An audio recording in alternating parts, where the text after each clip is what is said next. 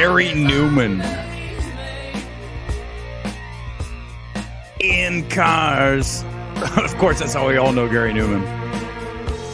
Listen, there's only a few things that make this Crow remix, fucking remake.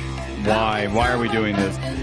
Mildly interesting, and one of them is the music usage. We'll talk about it here tonight. It's time for the MMT evaluation here on Midnight Movie Talk Thursday night. That means it is time for our box office preview show as I get that totally turned off, and now I bring myself up live from the City of Angels. It is time to do it as we discuss a film that I had no expectations for. I mean, really, did you expect the Crow remake 30 years later to be worth anything whatsoever? I didn't. So as I went in tonight, I was expecting a 1 out of 10. I am above a 1 out of 10, but it's not like I'm that far above that number. That said, we have things to talk about because it is time, ladies and gentlemen, for the MMT evaluation, The Crow. Here is a taste of the trailer. What's the first thing you liked about me? I thought that you were quite brilliantly broken. You feel like my person? You feel like my person. What's the worst thing you've ever done? I saw things. I shouldn't have seen any of it.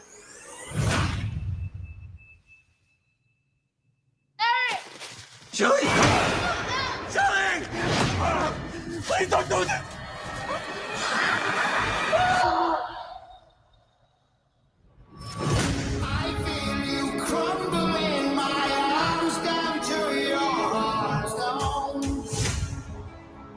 When someone dies, a crow carries their soul to the land of the dead.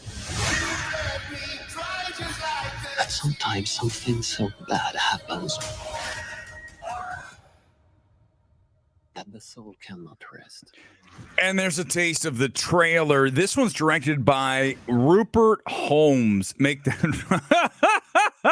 Can you imagine if it was Rupert Holmes from that song? What the fuck was that song from the 80s? If you like drink pina colada, it's Rupert Sanders. I apologize to everybody here on the stream tonight, and especially to Rupert Holmes for that classic song that I just dragged you into this completely forgettable remake.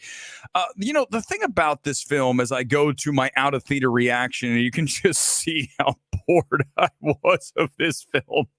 Listen, this is just a late August gruel. You're getting something that's not great when a couple things come across the screen. Number one, Lionsgate, right? As soon as you see that the movie's from Lionsgate, you're fucked, okay?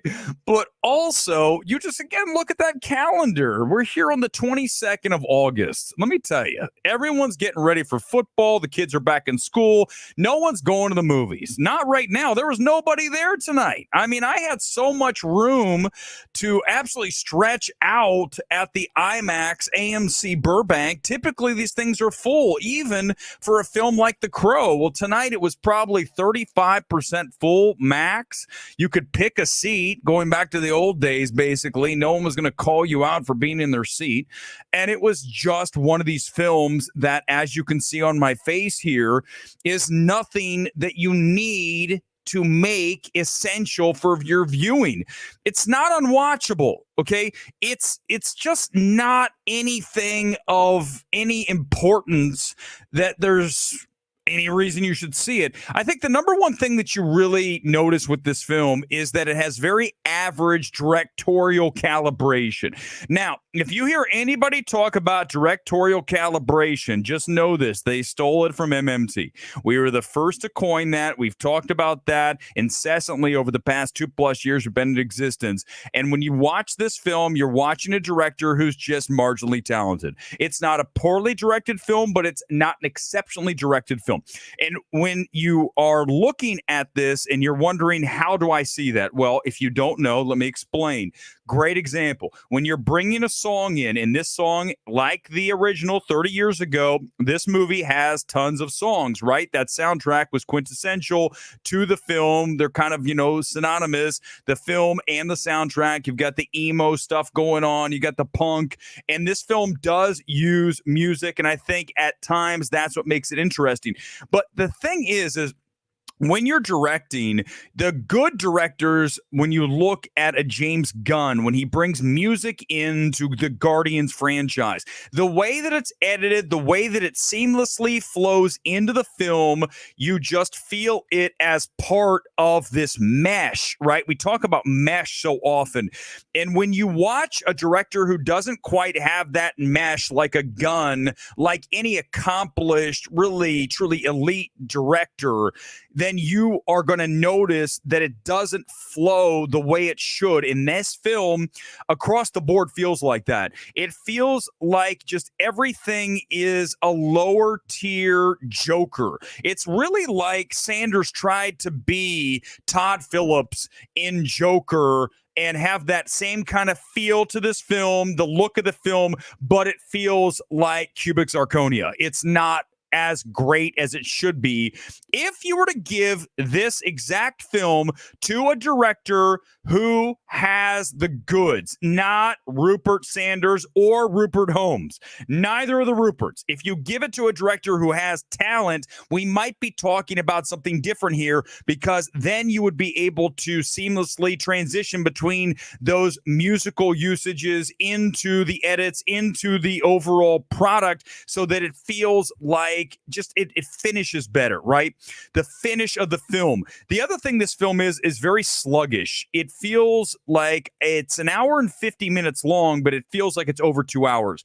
The first 3/4 of this film is really a drag. It takes its time. It's got to set up the love story of the star-crossed lovers. You know the story. Obviously, if you don't, I don't want to give you the whole story. I'm not Film Threat. I'm not going to go through a 10-minute synopsis. Star-crossed lovers who are offed, and then the Crow, Skarsgård, makes a deal to save her soul if he kills the demon-like dude who's doing all the damage on Earth. Okay, how about that? Is that good enough? Was that like 20 seconds of synopsis? Was it even that? But as we await everything to kind of come to a boil, it's really sluggish. I'm in my seat, as you can see in the picture. I'm bored. I mean, that's what I basically was throughout the majority of this film. Now, here's a couple of positives about the film. I think anytime you have average directorial calibration, you're in trouble. Okay, I don't want to watch a film that's average. I don't want to watch a film that's below average as far as direction. But unfortunately, that's where we are. But the one thing that this film really does deliver is a mega violent third act. Man, when he goes on his tear at the Opera House, it's very John Wicky, very The Raid. But here's the important thing, is when you have average directorial calibration, then your mega violent third act doesn't land as well as it should, because the director doesn't have the talent to deliver what he's trying to do, he or she, in this case a he, and that's where you suffer as the moviegoer. You feel that this could have been better in more talented hands, as I said multiple times here tonight. But the third act, he goes on a rampage with a sword. I can't even remember the original from 30 years ago. Guys, I haven't seen this movie in 30 years. So I don't even barely remember The Crow. Outside of it was a phenomenon back in 94 with that soundtrack, with people going all goth. You go back to pro wrestling, how many characters were spun off based on that? Sting. And you go back to the other dude that was an ECW, Raven. These things, it was a cultural phenomenon.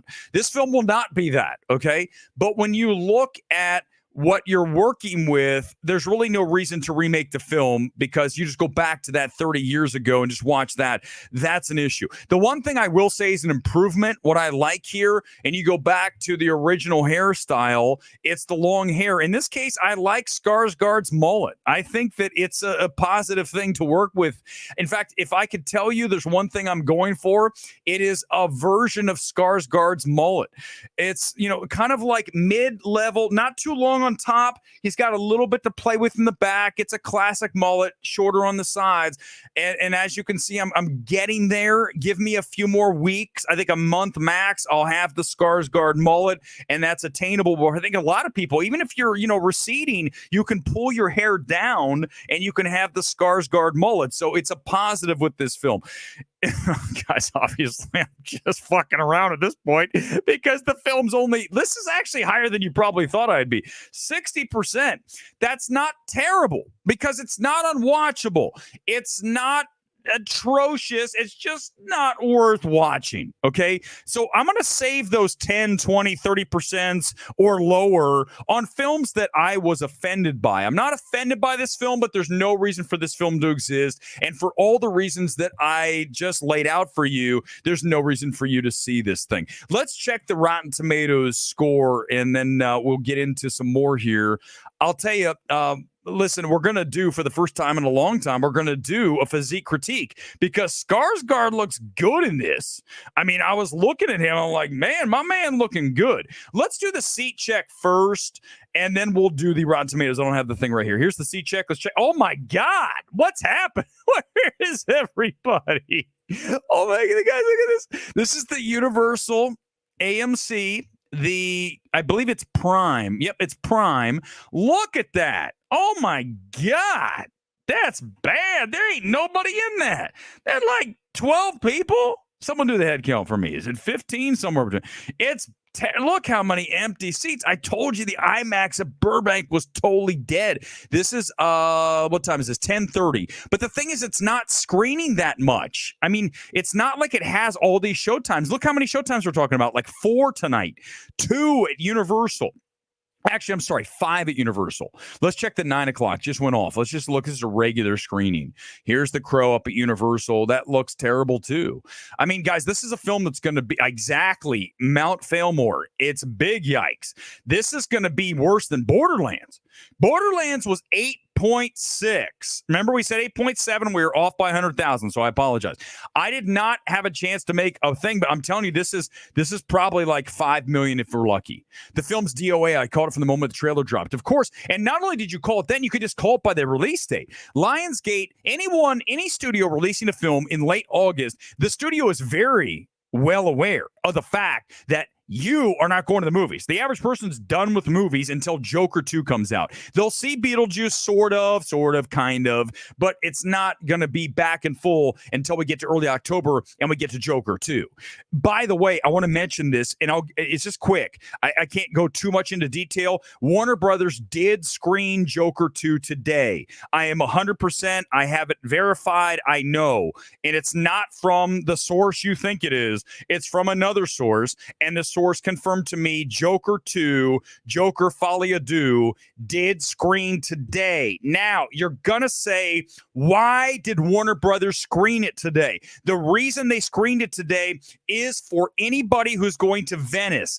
Because of how crazy the film festivals get, the studios often, if you're going to be there anyhow, they'll show it to you early so that you're ready to go with your review as kind of a courtesy to the trades, the THRs, the deadlines, the varieties, I guess the Wrap. I mean, the Wrap's kind of like the redheaded stepchild, right? You work for the Wrap? Oof. Okay, yeah, that's a publication, but it's not a real publication, is it? So they show that. Oh, now I've got all the Wrap people angry at me. Well, I think one in their film reviewer, William Bibbiani. Oh my God, that guy.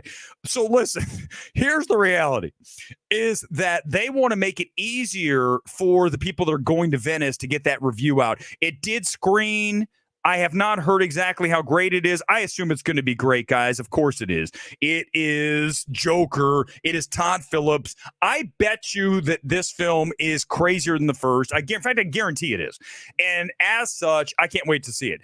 A film I'm looking forward to, Joker 2. Also, I'm looking to Smile 2. These are 2 films. Everything else anything between the, forget it. Don't care. Like tonight, I'm like, why? Why do I have to do this? The Wrap catching and Gone Girl. The Wrap deserves it. Who actually types thewrap.com into their? We type THR, Variety, Deadline. I mean, literally, what they're like the tab of Diet Coke, right? They're literally the last option.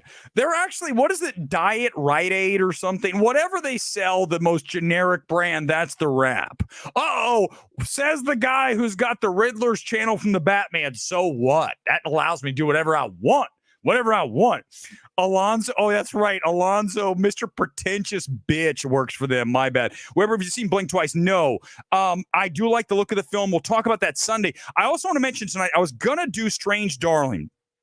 I really like Strange Darling, okay? JT Molnar is a talent to watch going forward. No question about it. A name we're going to talk about. I don't want to do it tonight. I only want to do The Crow, and then I want to do goof little thing here with Physique Critique and stuff like that. It's going to be a short stream tonight. So I'm going to save Strange Darling for Sunday. The only thing I want to tell you here tonight is that if you have an option to see a film this weekend and you're going, you need to go see Strange Darling. It's by far the best film of anything in theaters right now.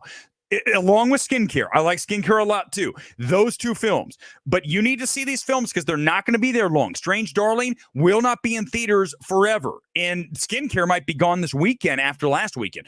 Those are two films. These films are not, this Crow's not worth seeing. Go see something. Go support cinema. And Strange Darling we'll discuss at length on Sunday night. Sunday night. Johnny, I'm shocked your recommendation of Strange Darling. I thought it was very mid-indie throw. Thinks it's more clever than it is. Listen.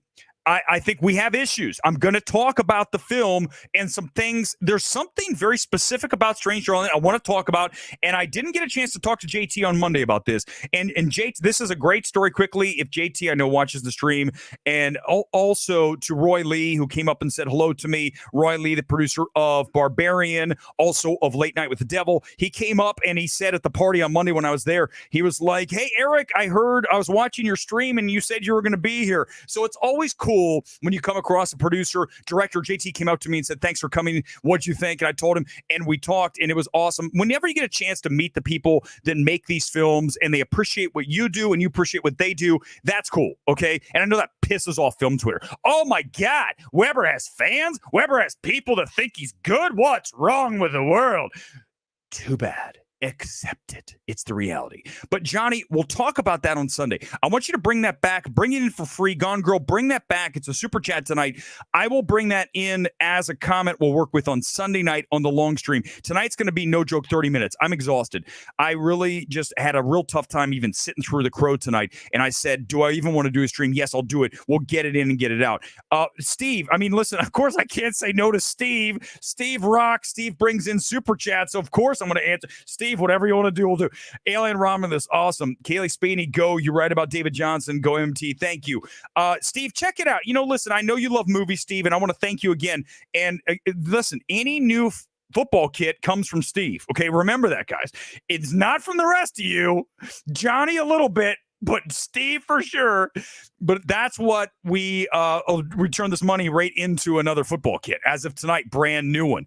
Huesca, I believe, from Spain. Did I say that right? I literally get these things. I don't even know how to pronounce the team.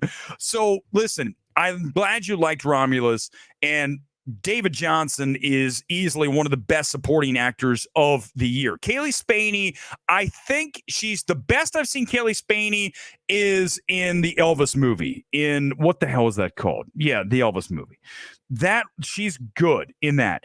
But I think that here she's kind of playing the damsel in distress. She's not bad. I just don't think that the role has enough for her to really sink herself into. More so, there was more of that in what was the Elvis movie? Someone pop it up. Help me. I'm not Googling it. I will not Google the Spencer. No, it's not Spencer. What the hell is the Elvis movie directed by Coppola? What is it called? Thank you, Priscilla. I knew it. It was her name oh God, this is what happened. I told you it's been a long day. I'm tired. Priscilla, that's the best she's been. I think Civil War, fuck Civil War. I can't stand that movie. And not just Kaylee, I don't even want to talk about Civil War. I mean, one of the very absolutely highest overrated films of the year. The highest overrated film of the year is Civil War. Okay. There's nothing. Sing Sing is not great. Can I quickly say this? I'm going to go off on Sunday. I'm just going to mention this quick. A24 has had the worst year of their entire history. A24, if a stock were on the market for them, if they were able to be purchased, they would be dropping by 50% or more this year alone. A24 is really going in the wrong direction. This year's been truly bad film after bad film after bad film after mediocre film after forgettable film. Tuesday, probably the worst film of the year. A24, get your shit together. A few more comments here, and let's actually do the physique critique. There's my kit, by the way. Thank you, Steve. You had a hand in this. I just ordered this and got it directly from Spain. So it just arrived like today. And I figured it's a good Crow kit, right? It's dark. It's brooding. It's very much like Bill Skarsgård in The Crow. Let's do a physique critique. As you guys know, because I go to the gym, I'm allowed to make comments about actors' physiques in movies because I'm allowed to. If some other critics did this, it wouldn't work. You all be like, this is total bullshit. You're talking about a guy who doesn't even go to the gym. When I do that, I'm allowed to do these things. So here we go. Let's go to the Crow and let's look at Skarsgård. And we've got, this is a first look. This is really an old article from Vanity Fair. Look at him. He looks, he looks really lean, right? I'm not going to say jacked. I'm going to say ripped. And I'll tell you what Skarsgård has in this movie. He has really good traps. Okay, so traps right here. My traps I've worked on. I'm trying. I'm doing my best. Trust me, MMT Fit is live, and we're getting that going. Okay, it's moving. But the traps are largely genetic. Okay, let me tell you, two body parts that are largely genetic. Trust me, I know this. Traps and calves. I have worked my calves out. They are what they are. Can I jump 42-inch box jump any day of the week? So I have springs. But as far as then, Skarsgård has great traps. I love your traps. And there we go. That's the physique critique. He's ripped. He looks really good. So if you haven't, and also that's an ad for Rolex. I figure I should get some kind of commission. If someone out there buys a Steve, are you going to buy a Rolex? Now it just changed to another ad. What's happening here?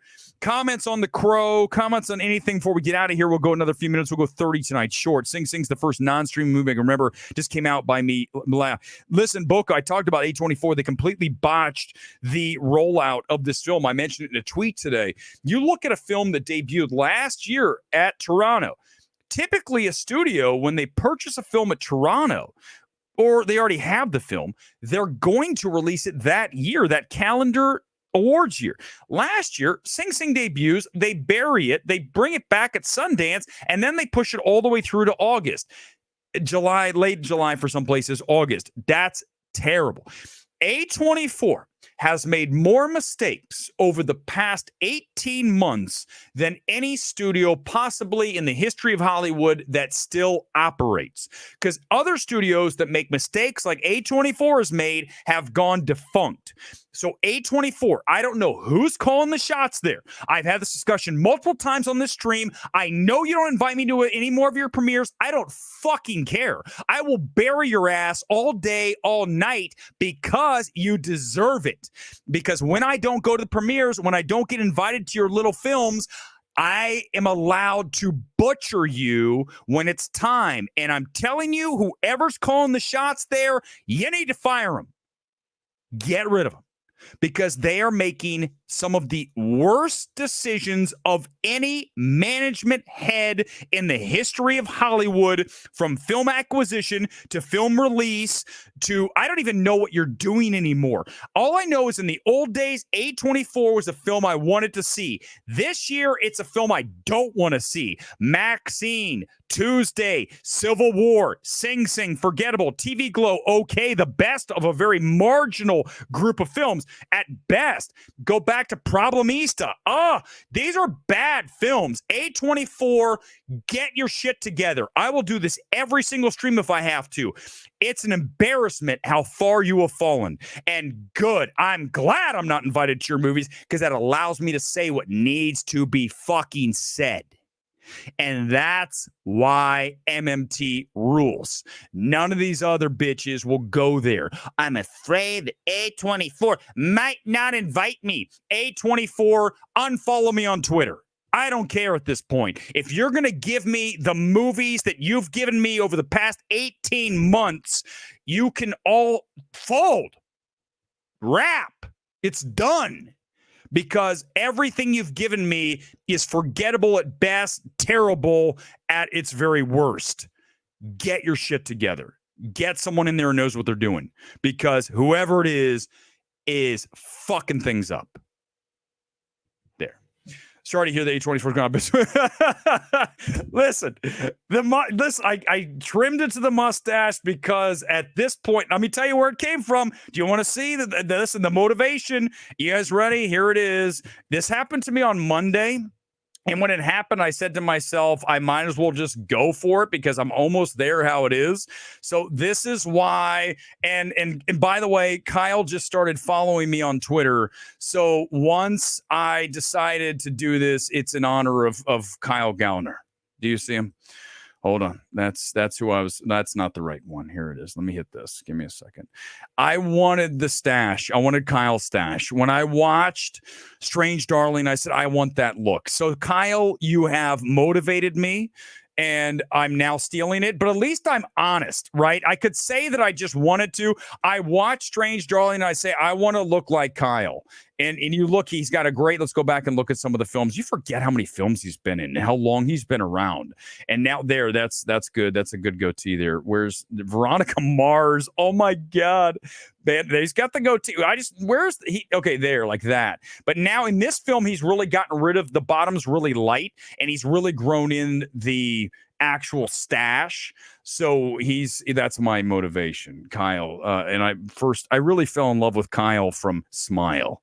So yes, thank you, fake account. Appreciate that. All right, couple more minutes and we're out of here. 3 minutes. Any other comments? Let's do it. Otherwise, we're out of here.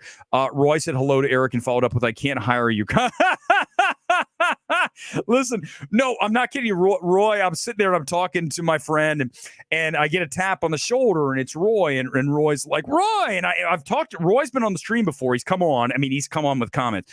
And it was when Barbarian, I was kind of really hard on Barbarian. I think he appreciated that. Whether he agreed with it or not, he appreciated the fact that I had the cojones to say that that Barbarian had a lot in common with Don't Breathe. I really went hard on that. And I think that, anytime you can get a producer of Roy's stature, a director up-and-comer in a JT Molnar, and there's many others, guys, it's not just them.